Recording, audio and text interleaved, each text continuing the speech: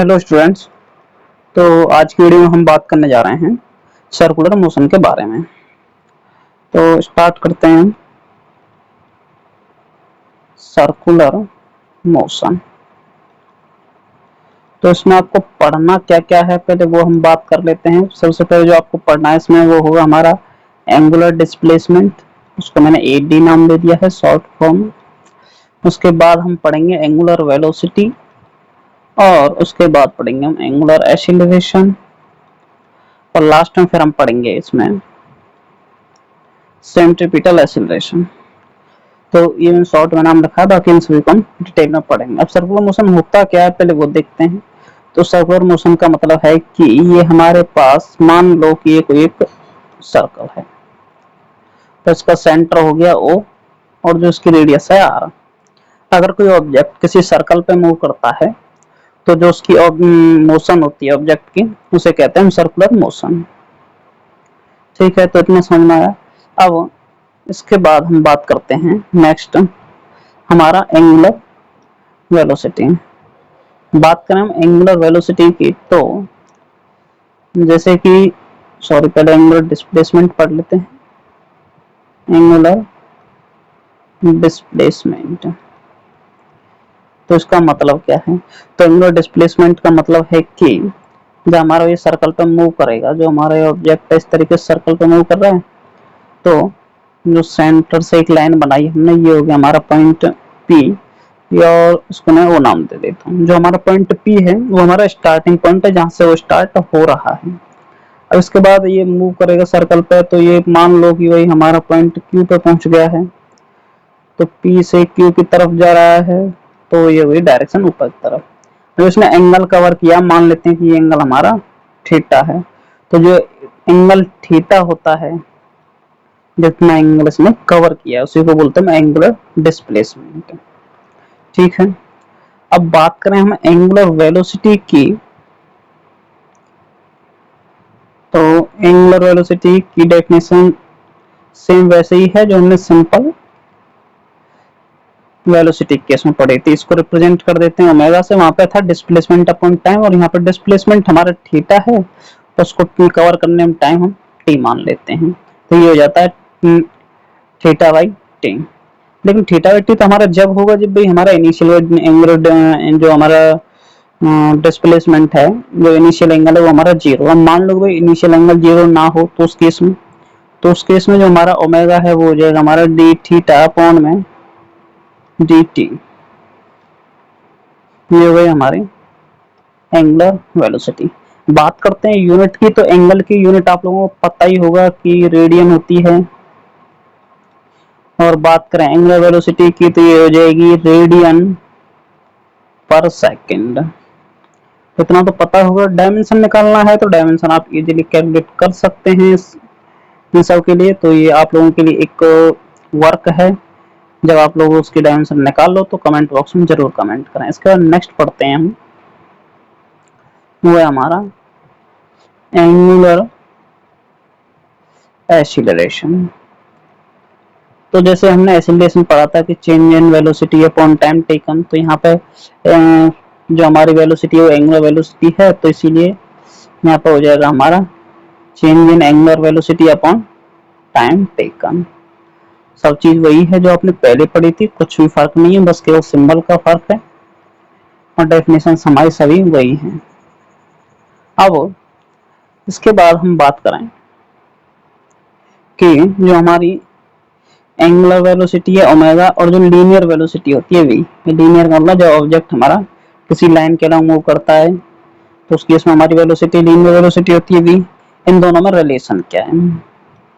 तो आप लोगों को पता है भाई, जो हमारी आर्क लेंथ होती है, या फिर हम मान लें कोई ये हमारी ये आर्क हो गया, और इस तरीके से है कि यहाँ पे जो ये एंगल बना रहा है यहाँ पे सेंटर पे, ये एंगल हम मान लेते हैं डेल्टा थीटा। ये पॉइंट P हो गया, ये हमारा Q हो गया, और रेडियस मान लेते हैं हम R। अब यहाँ पे एक चीज और जो मैं आप लोगों को बता दूं स्पेशली, वो ये है कि हमारा ये एंगल थीटा है वेरी वेरी स्मॉल है। आप लोगों को याद रखना, जब ये वेरी वेरी स्मॉल होगा तो इसका मतलब ये हुआ कि P से Q तक का जो डिस्प्लेसमेंट है तो जो हमारा पी से क्यू तक का जो डिस्प्लेसमेंट आएगा इस तरीके से, वो हमारा एक स्ट्रेट लाइन की तरह काम करेगा। मतलब जो हमारी स्ट्रेट लाइन है और जो वो आर्क बनेगा सर्कुलर आर्क, वो दोनों सेम हो जाएंगे। इसका मतलब ये है कि जो ये वाली वैल्यू है और जो ये वाली सर्कुलर वैल्यू है, ये दोनों वैल्यू नियरली सेम हो गई। तो अब हम यहाँ पे लिखना चाहें तो लिख सकते हैं कि P Q is equal to R delta theta. उसी को मैं एल लिख सकता हूँ, L is equal to R delta theta. अगर मैं इसमें टाइम्स से साथ अगर डिवाइड कर दूं तो ये हो जाएगा टी, इधर टाइम कर दिया, ये हो जाएगा आर डेल्टा थीटा ओवर में टी। तो ये तो हो गया हमारा change in velocity upon time taken. T हमारा वो टाइम है जो उसने लिया है एंगल को चेंज करने में। तो मैं इसको just for sake of simplicity मैं इसको यहाँ पर डेल्टा एल लिख देता हूँ कि जो हमारा चेंज इन लेंथ है वो हमारा डेल्टा एल हुई है, टाइम को डेल्टा टी लिख देता हूँ। इससे थोड़ा ज़्यादा सही लगेगा। तो जो हमारी वेलोसिटी है वो हो जाएगी v is equal to R omega. ये होता है v और r में रिलेशन, मतलब वेलोसिटी हो, रेडियस हो और एंगुलर वेलोसिटी हो, तो उसमें जो रिलेशन आएगा वो हो जाएगा हमारा v is equal to R omega. तो ये था हमारा v और ओमेगा का रिलेशन। बात करें a और अल्फा के रिलेशन की, तो हमने पढ़ा है कि v is equal to R omega होता है। अगर मैं इसको डिफरेंशिएट कर दूं दोनों तरफ तो dv ओवर dt की वैल्यू हो जाएगी आर डी ओमेगा अपॉन में dt। और यहाँ पे हम ये बात एज्यूम करके चलेंगे जो r है हमारा वो कांस्टेंट है। अगर r हमारी चेंज होगी तो इसका मतलब सीधा सा ये है कि जो हमारा फॉर्मूला हमें जो मिलेगा सॉल्व करने से वो सेम नहीं रहेगा। और dv ओवर dt की वैल्यू हमारी a होती है और r D omega by dt की वैल्यू अल्फा होती है। तो ये हो जाता है हमारे पास a is equal to r alpha. तो ये था इसके बीच में रिलेशन। अब इसके बाद बात करते हैं नेक्स्ट टॉपिक, छोटा सा ही है और वो है सेंट्रीपिटल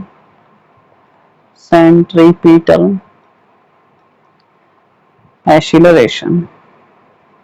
तो सेंट्रीपिटल एक्सीलरेशन में होता क्या पहले वो देख लेते हैं।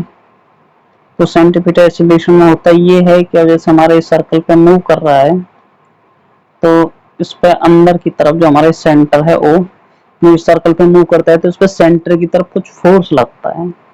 तो जो फोर्स है, तो फोर्स जो आप लोगों ने पढ़ा होगा 9th क्लास में F बराबर ma, तो इसका मतलब उसमें कुछ ना कुछ एक्सीलरेशन आएगा। जो वो एक्सीलरेशन अंदर की तरफ काम करता है वही होता है हमारा सेंट्रीपिटल एक्सीलरेशन। ठीक है। अब इसके बाद बात आती है कि हम इसका डेरिवेशन करें तो किस तरीके से कर सकते हैं, जो इसकी वैल्यू आएगी वो कितनी आएगी। तो मैं मान लेता हूं कि भाई पहले ऑब्जेक्ट था यहाँ पे, तो इस केस में जो उसकी वेलोसिटी थी वो थी हमारी कुछ इस तरीके से, उसको मान लेता हूँ मैं v1। अब इसके बाद पहुंच गया वो हमारा यहाँ पे और जो इस पे जो वेलोसिटी है वो हो गई हमारी v2। अगर ये एंगल डेल्टा थीटा होगा तो मैं इसको डेल्टा थीटा बना देता हूँ। तो आप लोग ये बात कह सकते हो कि इसको मैंने डेल्टा थीटा बनाया, अगर मैं इसको लाइन को पीछे की तरफ बढ़ा दूं तो जो ये एंगल है v1 और v2 के बीच में जो एंगल है वो भी हमारा डेल्टा थीटा हो जाएगा। अब कैसे आएगा ये आपको ज्योमेट्री, इसके लिए आप लोगों को आनी चाहिए, ज्योमेट्री का यूज करें और इसकी वैल्यू निकाल लें तो आपको वैल्यू मिल जाएगी। ये हो गया हमारा v1 वेक्टर, यहाँ पे हो गया हमारा v2 वेक्टर, दोनों के बीच में एंगल हो गया डेल्टा थीटा। और जो इसमें चेंज आएगा वेलोसिटी में वो हो जाएगा हमारा डेल्टा v वेक्टर। ठीक है, क्योंकि जब हमारी वेलोसिटी तो चेंज तो होगी। अब वेलोसिटी में चेंज होने का मतलब ये है कि या तो उसका मैग्नीट्यूड चेंज हो सकता है या उसकी डायरेक्शन चेंज हो सकती है, फिर दोनों ही चेंज हो सकते हैं। ये 3 पॉसिबल केसेस हैं जिनका हमारी जिससे हमारी वेलोसिटी चेंज हो सकती है। तो हम बात करें तो हम यहाँ पे लिख सकते हैं कि जो हमारा डेल्टा थीटा है वो हो जाएगा mod of delta V vector divided by mod of V vector. तो हम यहाँ पे बात की, मैंने यहाँ पे लिखा मोड नीचे अपॉन में, इसका मतलब ये हुआ कि जो v1 का मोड और v2 का मोड है वो हमारा सेम रहेगा, मतलब स्पीड हमारी सेम है, कांस्टेंट स्पीड से मूव कर रहा है ऑब्जेक्ट। अब इसके बाद मैं अगर यहाँ पे लिखना चाहूँ तो डेल्टा थीटा की जगह मैं लिख सकता हूँ ओमेगा डेल्टा टी। तो ये हमारा जो हमने पहले एंगुलर वेलोसिटी की जो डेफिनेशन पढ़ी वहां से हम इसे लिख सकते हैं। तो इसका मतलब ये हुआ कि delta V vector upon delta T है, इसको मैं लिख सकता हूँ वी वेक्टर का मॉड और इनटू में हो गया ओमेगा। अब जो हमारी ये delta V vector upon delta T है, ये हमारी वैल्यू होती है एक्सीलरेशन की ए, और ये हमारा मॉड है तो मैं इसको वी लिख सकता हूँ, ओमेगा को ओमेगा लिख देता हूँ। तो ओमेगा को मैं थोड़ा सही बना देता हूँ, ये गया ओमेगा। तो हमारे पास फॉर्मूला आ गया A is equal to V omega, और आपको पता है कि वी बराबर आर ओमेगा भी होता है। तो इसका मतलब ये हुआ कि जो ए की वैल्यू है वो हो जाएगी हमारी आर ओमेगा स्क्वायर। अब इसके बाद आप अगर हम इसको चेंज करना चाहें तो भाई ओमेगा की जगह लिखना चाहें तो यहाँ पर जो पहली वाली क्वेश्चन है तो यहाँ पर हम लिख सकते हैं वी अपॉन में आर। तो इसका मतलब ये है कि जो ए की वैल्यू होगी वो वी स्क्वायर अपॉन में आर के इक्वल भी हो जाएगी। तो ये तीन फॉर्मूले हैं जो सेंटीमीटर एक्सीलरेशन के लिए हम निकालते हैं, जो हम यूज करते हैं।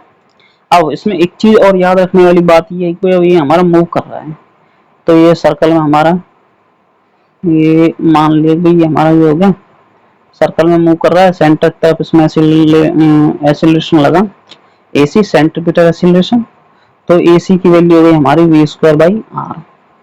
अब इसमें एक टेंजेंट की तरफ भी एक्सीलरेशन लगता है, वो होता है हमारा एटी, और जो एटी होता है वही होता है हमारा DV over D. Tangential acceleration मतलब यह है कि जो हमारा लीनियर डायरेक्शन में फोर्स जो एक्सीलरेशन लग रहा है वो हमारा कितना होगा, वो हो जाएगा हमारा डीवी ओवर डी। तो इसका मतलब ये है कि दोनों एक्सीलरेशन है, दोनों वेक्टर क्वांटिटी है, एक दूसरे पे एंगल राइट एंगल है, तो जो हमारा टोटल एक्सीलरेशन होगा वो हो जाएगा under root A C square plus A T square. तो ये आ जाएगी हमारी टोटल एक्सीलरेशन की वैल्यू। तो अब आप लोगों को पता है टोटल एक्सीलरेशन निकालिए, तो इसी पर बेस्ड अगर कोई प्रॉब्लम आपको दी गई हो तो आप इजीली सॉल्व कर सकते हो आप उसे। तो मैं एक छोटी न्यूमेरिकल प्रॉब्लम मान लेता हूँ, बहुत ही सिंपल है और बहुत ही इजी है, आप लोग उसे इजीली सॉल्व कर सकते हो। तो प्रॉब्लम है कि जो एक्सीलरेशन दे रखा है टेंजेंशियल वो तो है मेरे पास 2 मीटर पर सेकेंड, और जो हमारा सर्कल है इस पर ऑब्जेक्ट मूव कर रहा है उसकी हमें रेडियस दी गई है 500 मीटर, ठीक है। और जो उसकी स्पीड है कार की, मतलब जो वेलोसिटी है वो है हमारी 30 मीटर पर सेकेंड। अब हमसे पूछा गया है कि जो उसमें टोटल एक्सीलरेशन होगा वो कितना हो जाएगा। तो उसके लिए करना क्या है कि भाई ए बराबर हो जाएगा अंडर रूट में ए सी स्क्वायर प्लस में ए टी स्क्वायर। तो टेंजेंशियल तो हमें पता है भाई 2 है, तो 2 का स्क्वायर करेंगे तो 4 आ जाएगा, और यहाँ पे कर देंगे ब्रैकेट में ए जो एक्सीलरेशन होगा हमारा सेंट्रीपिटल होता है वी स्क्वायर अपॉन आर। तो वी स्क्वायर करते हैं तो जाएगा भाई 900, आर की वैल्यू हो गई 500 और इसका कर देते हैं स्क्वायर, ठीक है। अब हमें करना क्या है इसके बाद, अब हमें सिंपल इसको सॉल्व करना। अब सॉल्व करने के लिए आप जो भी मेथड यूज करना चाहें आप इसे सॉल्व कर सकते हैं। तो ये ब्रैकेट में हो जाएगा 4 प्लस, और जब यहाँ से हम इसको डिवाइड करेंगे तो ये तो कट जाएगा, 5 से इसको डिवाइड करें तो ये हो जाएगा 1.8 का स्क्वायर। और जब इसको आप लोग सॉल्व करोगे कैलकुलेटर से सॉल्व करो या फिर जो भी मेथड जिस तरीके से आप सॉल्व करो तो इसका आंसर आएगा 2.7 मीटर पर सेकेंड स्क्वायर। ये हो जाता है हमारा टोटल एक्सीलरेशन। तो इसके साथ साथ मैं इस वीडियो को यहीं पर खत्म करता हूँ। बाकी आप लोगों को अगर कोई डाउट हो, क्वेश्चन हो तो उसे कमेंट बॉक्स में जरूर लिखें। और बाकी ये हमारी जो यूनिट काइनेमेटिक्स थी सेकंड यूनिट वो हमारी कंप्लीट हो चुकी है। इसके बाद हम पढ़ेंगे लॉज ऑफ मोशन। तो वीडियो को लाइक करें, शेयर करें, चैनल को सब्सक्राइब करें।